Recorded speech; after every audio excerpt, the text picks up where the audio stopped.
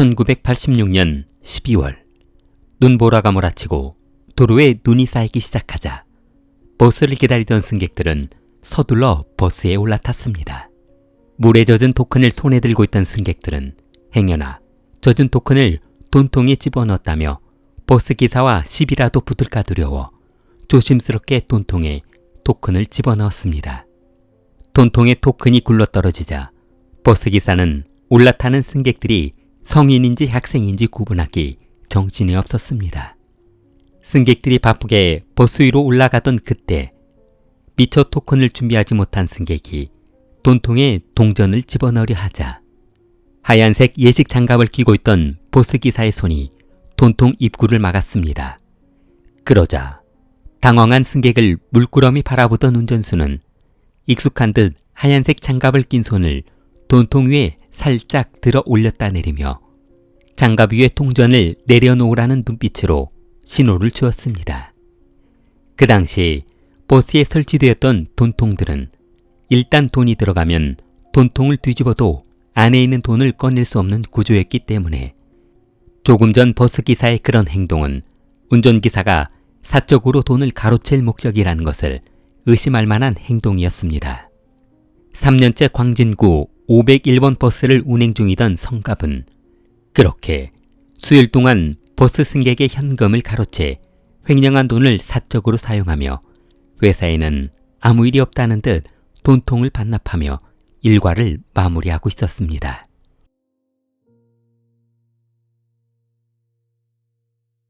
서울 광진구 버스 종점에 이제 막 운행을 마친 시내버스 한 대가 들어왔습니다.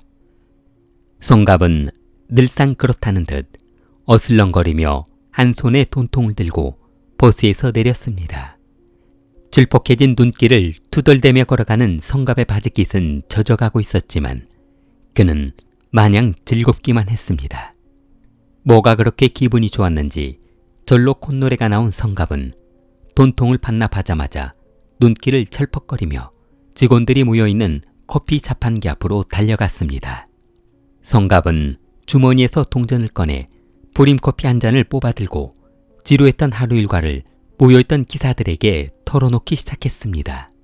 오늘은 눈이 많이 내려 손님이 적은 관계로 현금 수거를 얼마 못했다며 짜증난 듯한 불만을 털어놓았습니다.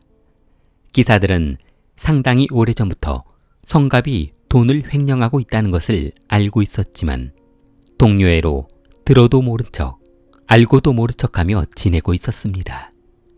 동료로서의 의리를 배반한다는 것은 상상할 수도 없는 일이었고 회사에서 그런 일로 불상사를 겪는다 해도 동료편에서 회사에 항의하는 것이 당연하다는 생각을 하고 있던 시기였습니다. 그러나 동료들이 성갑의 하소연을 들어주는 것도 하루 이틀이지 들으면 들을수록 짜증이 났습니다. 누구는 돈을 빼돌릴 줄 몰라서 돈을 못 빼먹는 줄 아는 것인지 답답할 뿐이었습니다. 이제 막 중학교와 고등학교에 진학하는 자녀를 둔 기사들은 성갑의 저런 행동이 눈에 거슬리기 시작했습니다.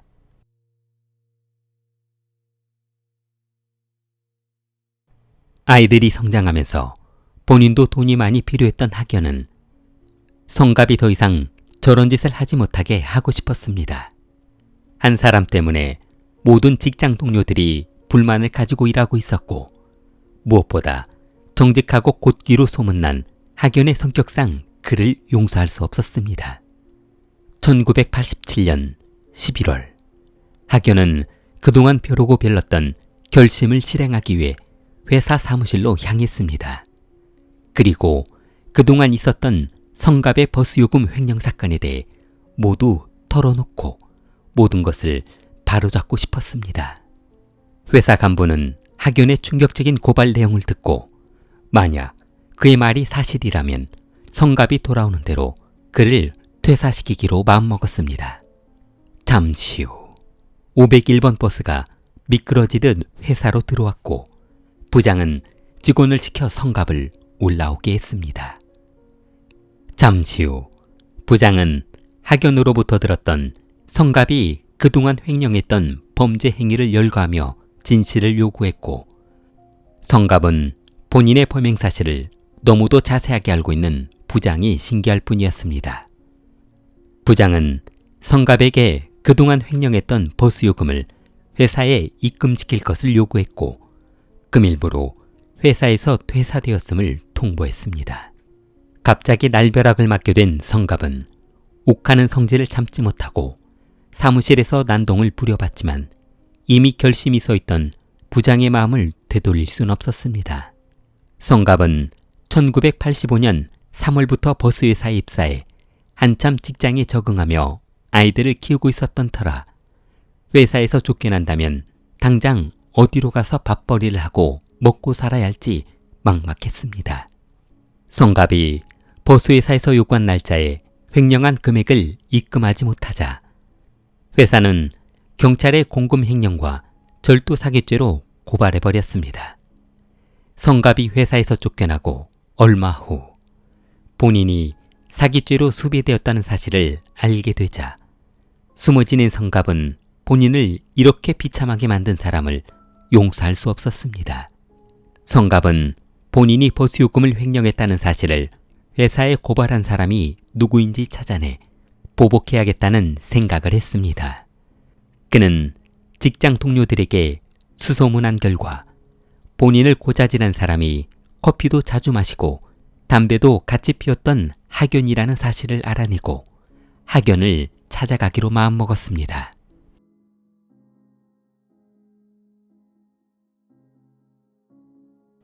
(1998년 1월) 성갑은 퇴근하는 학연을 찾아가 학연 때문에 직장도 잃고 숨어 지내고 있어 집에 생활비를 줄 수 없는 상황이 되었으니 그동안 일 못하며 고통받았던 생활비를 지급해 줄 것을 요구했습니다. 그러자 학연은 성갑의 말을 듣자마자 대꾸할 가치도 없다는 듯 그를 뿌리치며 자리를 떠났고 한동안 성갑을 피해 다녔습니다. 성갑은 본인의 요구를 들어주지 않은 학연을 조금도 조여보며 그에게서 돈이 나올 것이라는 생각이 들어 학연을 협박해보기로 했습니다. 만약 다음 달부터 생활비를 지급해주지 않는다면 학연의 가족을 모두 몰살시킬 것이라며 협박했습니다. 그러나 학연은 성갑의 협박을 그냥 코웃음치며 넘겨버렸고 계속되는 그의 협박에 대꾸도 하지 않았습니다. 1998년 2월 9일 오후 5시 40분 성갑은 더 이상 학연에게 생활비를 구걸하는 것도 짜증이 났고 자존심이 상할 대로 상해 있어 중곡동의 중앙시장에 가서 길이 25cm의 과도칼 하나를 구입했습니다.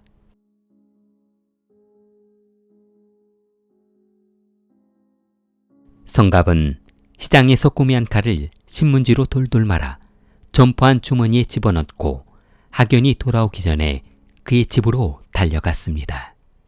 학연의 집 초인종이 울리고 학연의 아내가 문을 열고 나와보았습니다.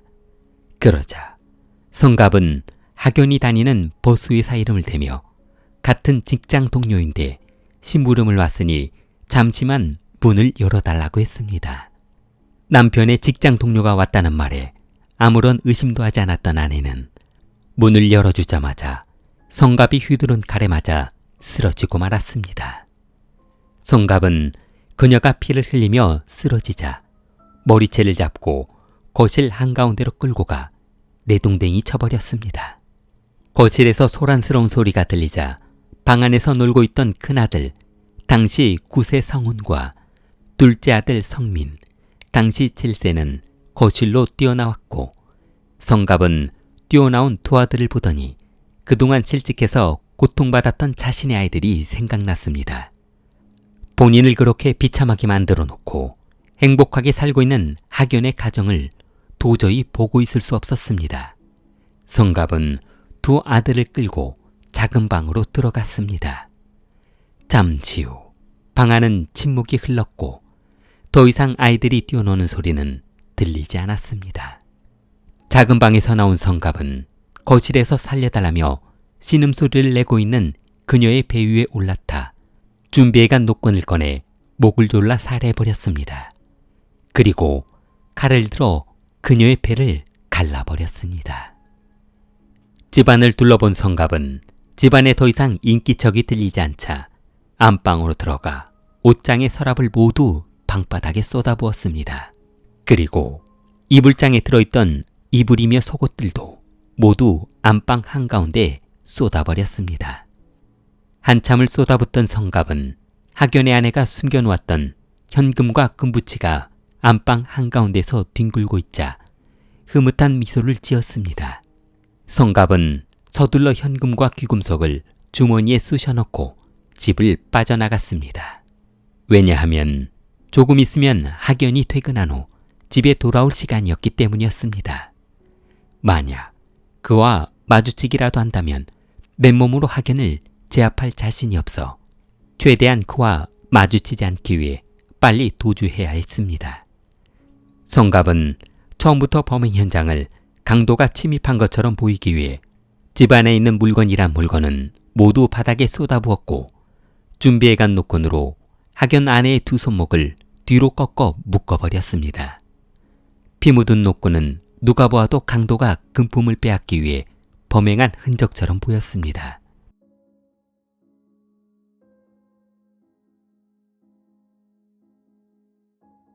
성갑은 학연의 집을 나오자마자 전 직장 동료인 성철에게 전화했습니다. 그리고 비닐봉지에 맥주병을 가득 담은 성갑은 학연의 집에서 훔친 꼬깃한 10,000원짜리 한 장을 구멍가게 사장에게 건네주었습니다. 잔돈을 거슬러 받은 성갑은 성철 집으로 향했고 한참 술기운이 올라온 성갑은 피 묻은 양말과 점퍼를 벗어던지며 성철의 아내에게 세탁기로 빨아달라며 부탁했습니다. 성철의 아내는 성갑이 평소에도 괴팍한 성격이었다는 것을 잘 알고 있었던 터라 누군가와 싸움질을 하다 상대방이 흘린 피가 묻어있을 것으로 생각하며 별 의심을 하지 않고 피 묻은 양말과 점퍼를 세탁기에 집어넣고 세탁해 주었습니다. 그러나 성갑의 이런 모든 행동은 본인의 알리바이를 만들기 위한 철저한 계산된 행동이었습니다. 학연의 집에서 살인사건이 발생했을 시간에 전 직장 동료와 술을 마시고 있었다는 진술을 해줄 사람이 있다면 경찰의 수사선상에서 벗어날 수 있다고 판단했기 때문이었습니다. 학연이 퇴근 후 집에 돌아오자 집안은 온통 피투성이에 아내와 두 아들이 살해되어 있는 모습이었고 이는 분명 성갑의 행위일 것으로 판단하고 경찰에 신고했습니다. 경찰은 곧바로 성갑을 추적했으나 성갑은 집에 들어오지 않았고 행방을 알 수 없었습니다.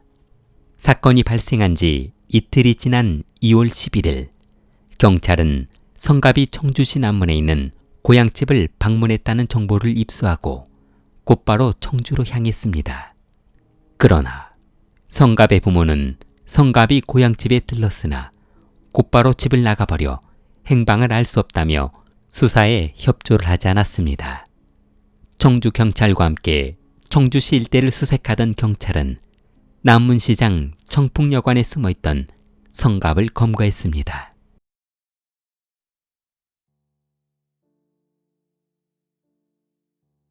경찰이 성갑을 조사실로 끌고 가 그의 집에서 증거물로 압수한 노끈과 피 묻은 점퍼를 내밀자 순순히 범행을 자백했습니다. 경찰은 성갑이 학연에게 원한이 있기는 하겠지만 학연의 아내를 왜 그렇게 잔인하게 살해한 것인지 물어보았습니다. 그러자 성갑은 누군가에게 고통을 준 인간이 본인은 행복하게 사는 것을 더 이상 보고만 있을 수 없어 범행을 결심했다며 범행을 후회했습니다.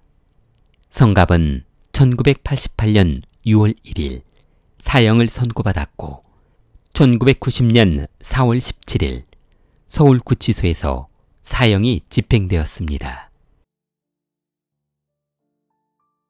검은 손을 사랑하는 마음을 좋아요와 구독으로 표현해보세요.